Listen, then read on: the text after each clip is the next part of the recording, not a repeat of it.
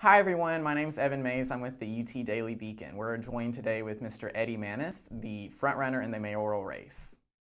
You were talking about how we need to be looking at where the candidates who aren't moving on to the runoff, where their votes are going to go between Amy and Amelia. What are you thinking about that in terms of your race? That's a loaded question because we're looking at that data now and trying to figure out. I don't think it's as clear cut in our race as it might have been in some of the council races. But certainly I think we'll get our fair share of you have Fletcher, you have Calvin, and you have Michael, all really great individuals.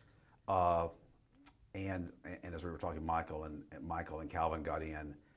I think they actually turned their petition in on the deadline date. Yeah, that's what Fletcher was telling me when I talked to him. So that kind of skewed the dynamic there with two more candidates now.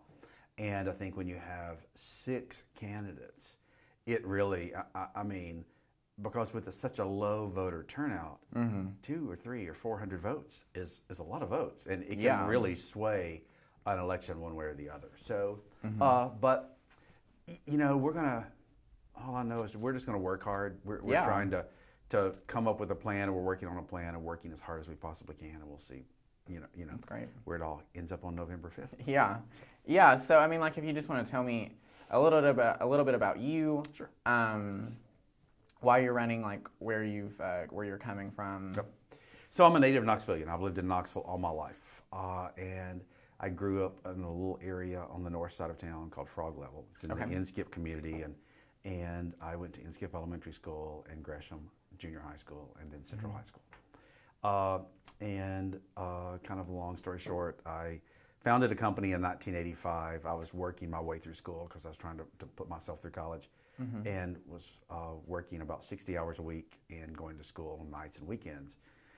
And it was in the dry cleaning business that I was working while I was going to school, and then found just in the classifieds one Sunday afternoon, found some used dry cleaning equipment, called the guy, and he and I struck up a conversation. Long story short, he made me a deal. I had a car and a boat that I sold. They were older, and I sold them both to make the down payment on the equipment. He did owner financing, and that was in 1985 and I started at that point with 3 employees. Wow. Today we have about 168 employees company-wide. We have 12 locations. We have a tuxedo division. We have an insurance disaster restoration division. And we're one of the largest independently owned cleaners in the country today. Wow. So, and then I've always worked to give back to the community since I got to a point where I could. And we do a lot of philanthropic work in the community and try to give back. And some of those things are our Honor in Knoxville program, where we honor vets, and Project Classroom, where we try to give back to Knox County schools directly to the schools, Coats for the Cold. And so we've tried to really be involved in the community all that time.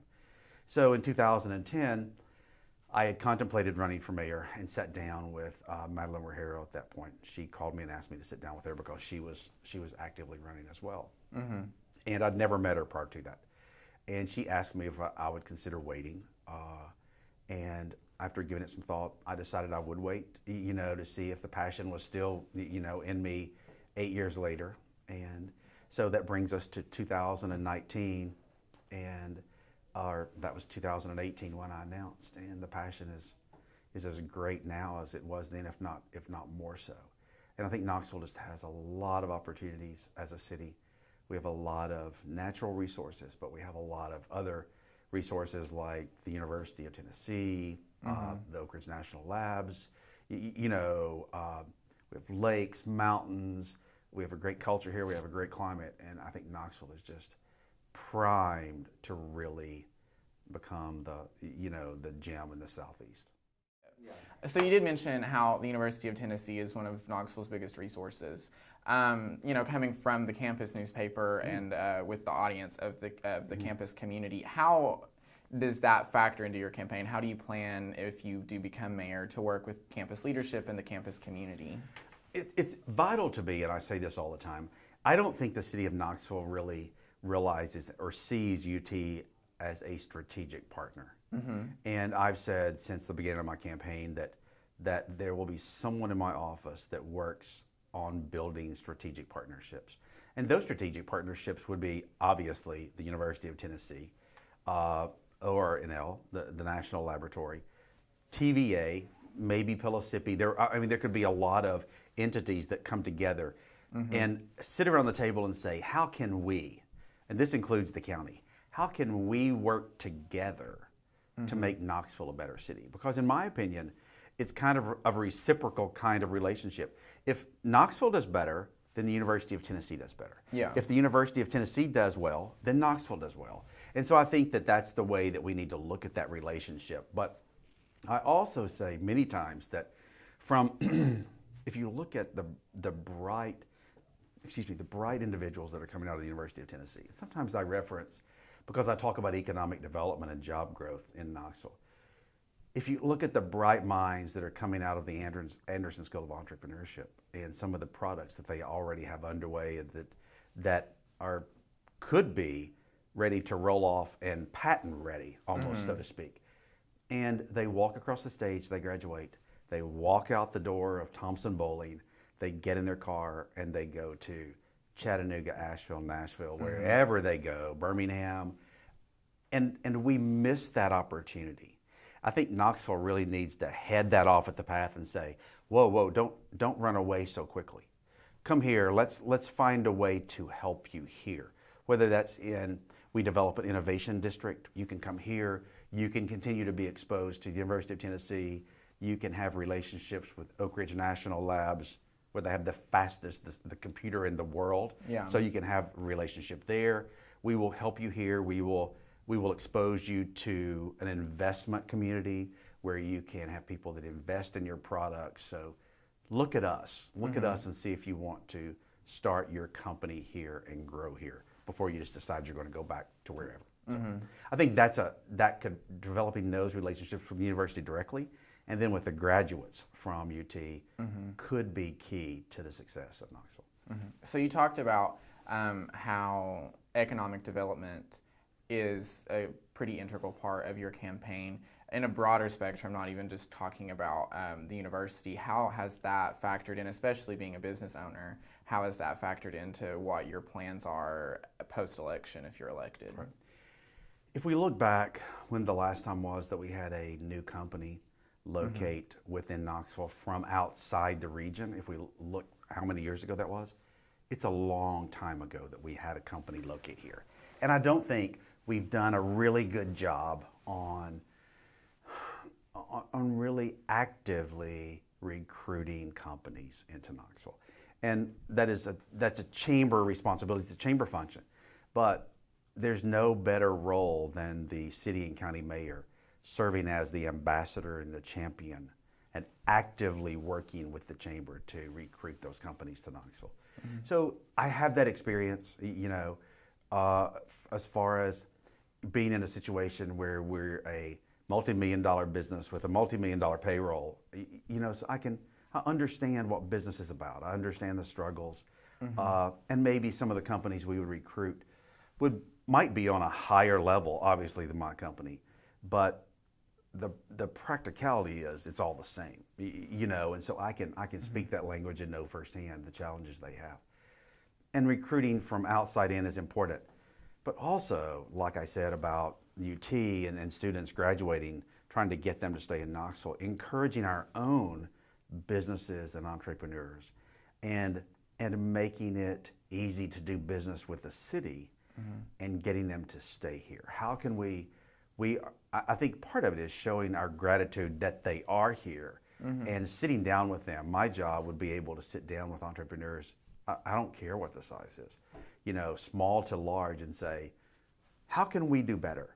How can we do better as a city when it comes to the entrepreneurial community? And I think that is going to be important on how we build our economic development, our ecosystem for the future. It's important to have jobs. I've talked many times about when we have our kids, our grandkids, our nieces and nephews, when they leave Knoxville and they go away to school. One of my goals would be to make Knoxville a city where they can come back to and they want to come back to. and they're not ashamed to come back to. But to do that, we have to have jobs here for them. Without that, we can't expect them to ever come back here. And so that will be my focus, is trying to make Knoxville a city where once our family members go away to school, if that's what they choose to do, that they can and will want to come back to Knoxville. Delving in more to your experience, even past being a business owner, you did work for Mayor Rahero. Right.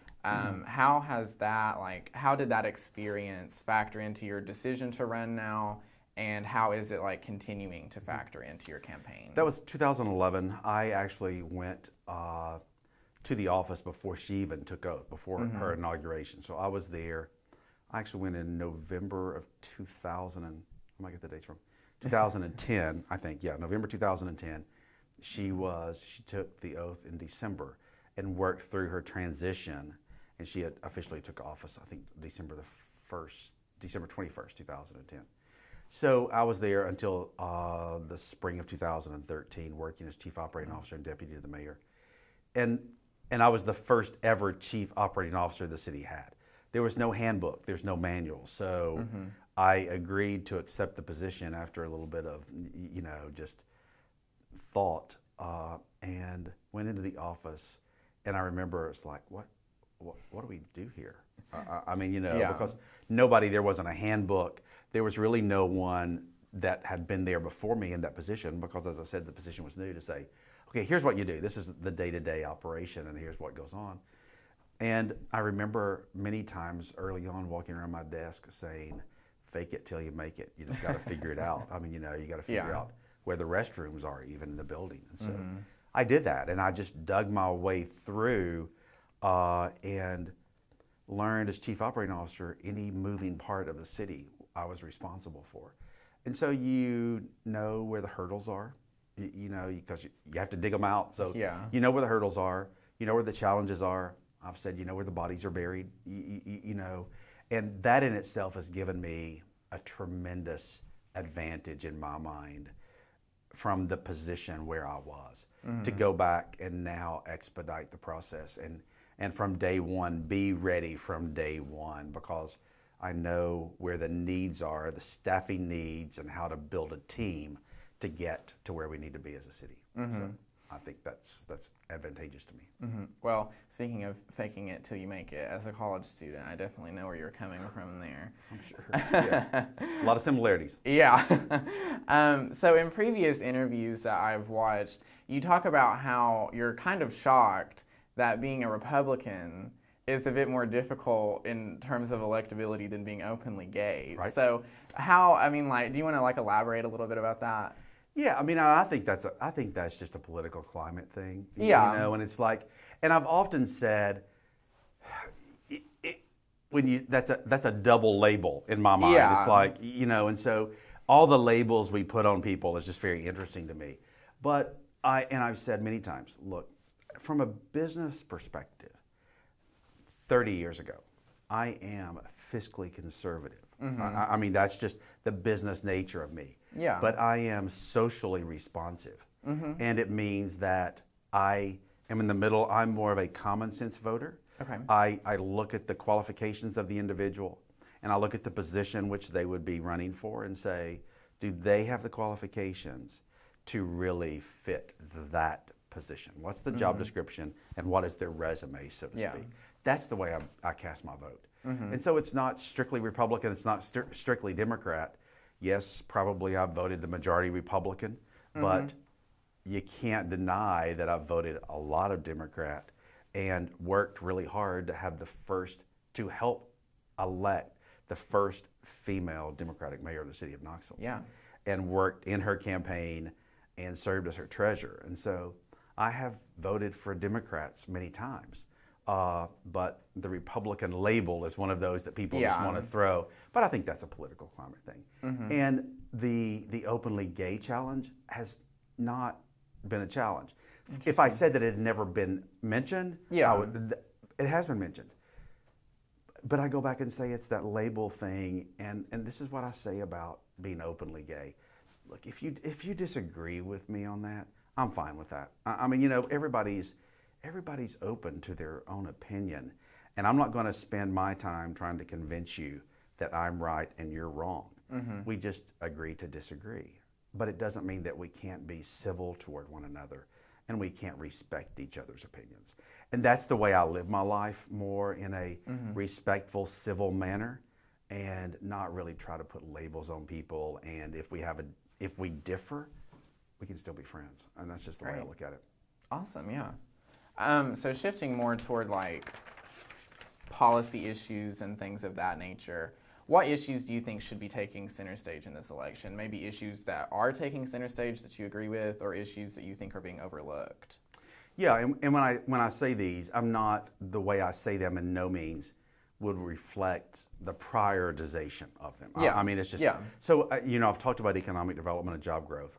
I think that is huge. If I had to prioritize, that's one of those things that really helping build a tax base through economic development and job growth is important for this city. We also have, and it's no secret that our homeless challenge is a really big challenge that we must make progress with. There's no denying that. Affordable housing is another one of our opportunities that we must make progress with. I will say that economic development and job growth will help with affordable housing.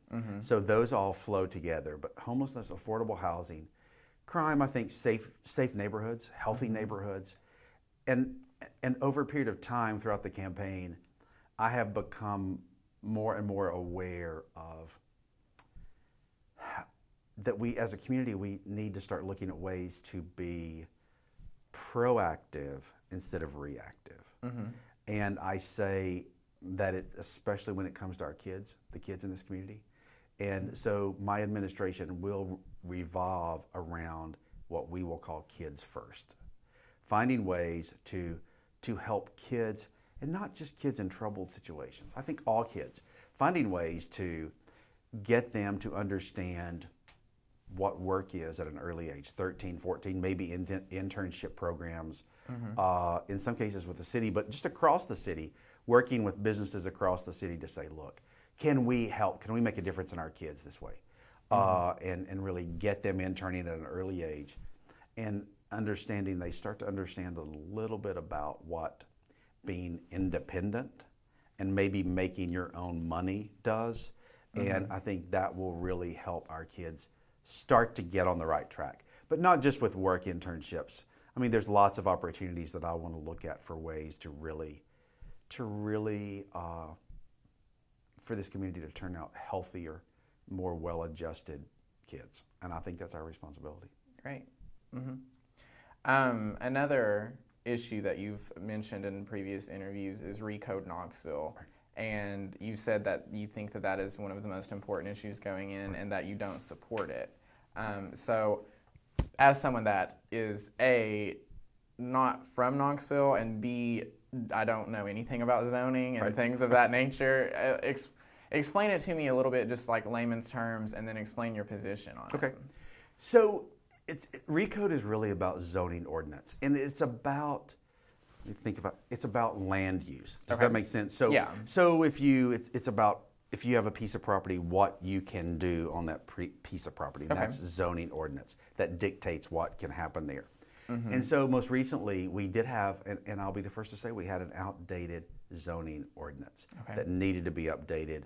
And it was, to some extent, 50 or 60 years old. And we can argue if it was updated through use on review, but it was old. So we needed to update it.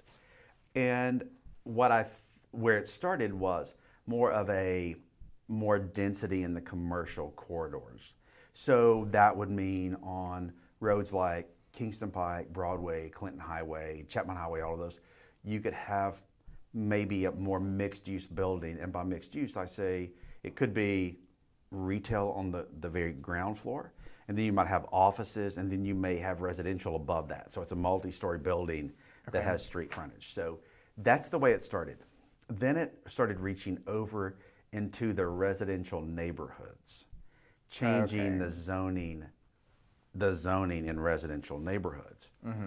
And that's when it became a challenge, because when you start changing the zoning, and I've never said that it was all going to be a negative impact, but when you start changing zoning of people's property, where if you or your parents even bought property, now I bought this residential piece of property and you start changing the zoning, I don't know what my neighborhood might look like at that point. So that's where the rub it really gets to be controversial. And I've said that I truly believe that if you're going to potentially impact my property value, and I will say positively or negatively, because it could go either way, I have a right to know that. Yeah. I should not be left to guess how that's going to impact my property. And I don't think we did a good job of that. I think council worked really hard to get it where it is today. I think the administration worked really hard along with MPC. That's my issue with it, because there's still so much uncertainty. They did not send official notification to individual property owners until February of 2019. And then they were going to take their first vote in April of 2019. Wow.